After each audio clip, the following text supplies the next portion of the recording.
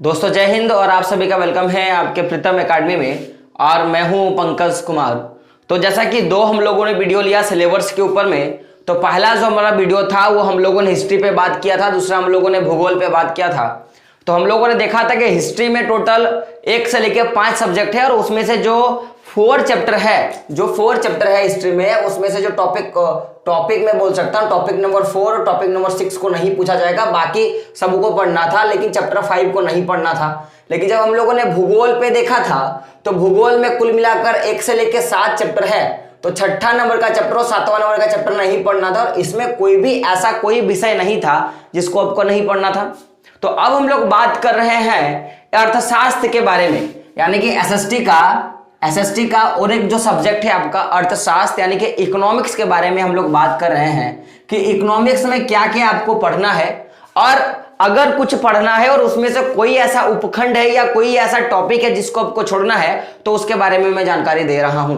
तो समझिएगा कि हम लोग बात करते हैं सिलेबस के बारे में। ये जो सिलेबस है ये 2021-2022 का सिलेबस है, यानी कि ऐसे बच्चे जिन्होंने 2021 में एडमिशन करवाया है क्लास 10 में और वो 2022 में क्या करेंगे, एग्जाम देंगे, तो इनके लिए क्या है, ये सिलेबस है जो जैक बोर्ड यानी कि झारखंड सरकार ने जारी किया है, क्योंकि आपको पता है कि 20% सिलेबस का क्या हुआ है, कटौती हुआ है। तो अगर मैं बात करूं इकोनॉमिक्स का, तो बेसिकली इकोनॉमिक्स में 5 चैप्टर हैं। कितना चैप्टर है? 5। तो अगर ये 5 चैप्टर का मैं बात करूं तो पहला जो चैप्टर है वो पहला चैप्टर है विकास का। पहला चैप्टर क्या है? विकास का। दूसरा जो चैप्टर है वो क्या है? भारतीय अर्थव्यवस्था के क्षेत्रक। अगर मैं तीसरा में चैप्टर का बात करूं तो वो क्या है? मुद्रा और साख। क्या है? मुद्रा एवं साख। चौथा जो चैप्टर वो क्या है? वैश्वीकरण और भारतीय अर्थव्यवस्था। और जो 5वां चैप्टर वो क्या है? उपभोक्ता अधिकार। तो कुल मिला के इकोनॉमिक्स में क्लास 10 में इकोनॉमिक्स में आपको ये 5 चैप्टर देखने को मिलते हैं। पहला जो है विकास का, दूसरा आप देख सकते हो क्या है, भारतीय अर्थव्यवस्था के क्षेत्रक का, तीसरा क्या है, मुद्रा एवं साख का, और चौथा क्या है, वैश्वीकरण और भारतीय अर्थव्यवस्था का देखने को मिलता है, और 5वां उपभोक्ता अधिकार का देखने को मिलता है। तो जैसा कि हम लोगों ने देखा था पिछले 2 वीडियो में कि जिसको पढ़ना था उसमें मैंने हाँ लिखा था और जिसको नहीं पढ़ना था उसमें मैंने क्या लिखा था? नहीं लिखा था। तो देखिएगा कि ये जो पहला चैप्टर है विकास का, अर्थशास्त्र का जो पहला चैप्टर है विकास, इसका पहला जो चैप्टर है इसको आपको पढ़ना है, और साथ में ये जो चैप्टर 2 है यानी कि भारतीय अर्थव्यवस्था के क्षेत्रक, ये वाला भी टॉपिक क्या करना है? आपको पढ़ना है। ये वाला भी जो टॉपिक है आपको पढ़ना है।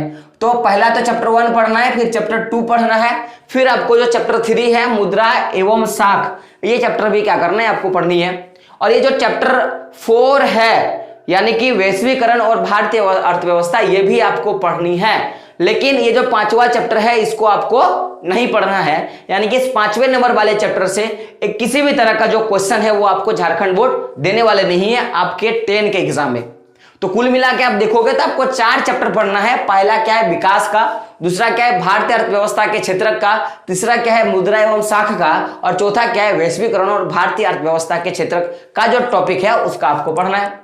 तो ये जो 5वां नंबर का जो चैप्टर है उसको नहीं पढ़ना है। लेकिन अब बात रहा कि सर आप मेरे को बताइए कि जो विकास वाला चैप्टर है उसमें से किस पार्ट को हम लोग को नहीं पढ़ना है। तो विकास का जो चैप्टर है, इस विकास के चैप्टर में जो ये टॉपिक आप देख रहे हो और ये जो आप टॉपिक देख रहे हो, यानी कि मैं बात कर सकता हूं आय और अन्य लक्ष्य का जो टॉपिक है आपके बुक में, अर्थव्यवस्था विकास का जो चैप्टर है उसका जो टॉपिक है वो क्या है? आय और अन्य लक्ष्य। ये टॉपिक को आपको नहीं पढ़ना है। कारण क्या है कि इस टॉपिक से आपको एग्जाम में क्वेश्चन नहीं पूछेगा। बात क्लियर है? तो विकास के चैप्टर से पहला क्या था? आय और अन्य लक्ष्य। दूसरा क्या है? सार्वजनिक सुविधाएं। तो जितने भी सार्वजनिक सुविधा का जो टॉपिक है उस टॉपिक के बारे में आपको नहीं पढ़ना है। कारण क्या है कि इस भी टॉपिक से आपको एग्जाम में क्वेश्चन नहीं पूछेगा।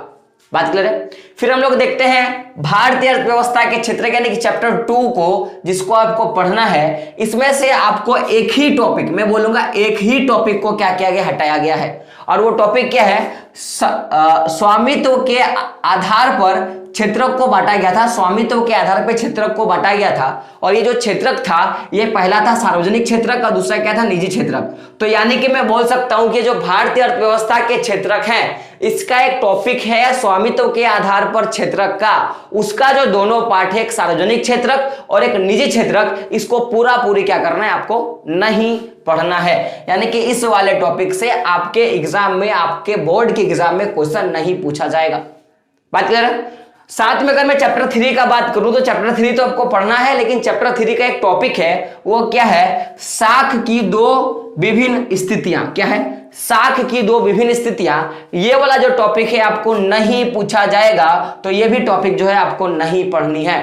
साथ में यह है एक टॉपिक है निर्धनों की स्वयं सहायता समूह। निर्धनों के स्वयं सहायता समूह का एक टॉपिक होगा आपके इकोनॉमिक्स में। किस में, तो मुद्रा एवं साख में। ये दो टॉपिक आपको नहीं पढ़ना है, बाकी सारे टॉपिक को पढ़ना है।